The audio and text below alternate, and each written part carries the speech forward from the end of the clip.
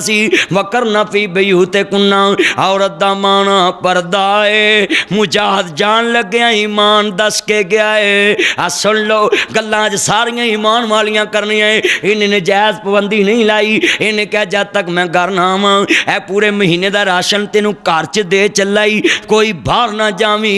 कहंदे ने औरत दा माना पर्दा है। कुरान गवाही दे रहा है औरत नू रखो पर्दे च। इस्लाम दुहाई दे रहा है जिसे अंदर वड़ के बहना सी रोज जियो ते आ रही है। जिसे अंदर वड़ के बहना सी हमगे जित के ले आ रही है। जिसे अंदर वड़ के बहना सी वोट मंगन नू जा रही है। जिसे अंदर वड़ के बहना सी फैशनी वाल कटा रही है। जिसे अंदर वड़ के बहना सी गिट्टे नंगे दिखा रही है। जिसे अंदर वड़ के बहना सी दियां पैंटा पा रही है। जिसे अंदर वड़ के बहना सी मेहंदी वेचो आ रही है। जिसे अंदर वड़ के बहना सी तमगे जित के ले आ रही है। मैनू आंदे ने चुप कर बोली ना ए कौम तरक्की ते जा रही है।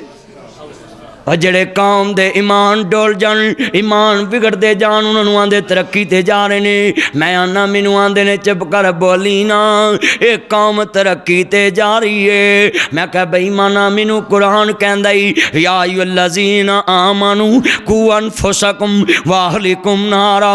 अपने आप नू भी बचाना है ते अपने रिश्तेदारां ते संगियां बेलियां नू भी बचाना है।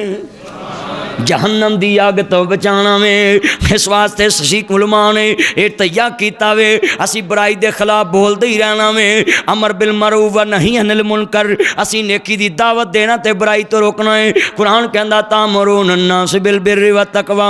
कुरान कहंदा तामानू अलल बिर्रि व तकवा ला तामानू अलल इस्मी वल उदवान। नेकी दे कम्मां च साथी बनना में नेकी दे कम्मां च साथ देना में।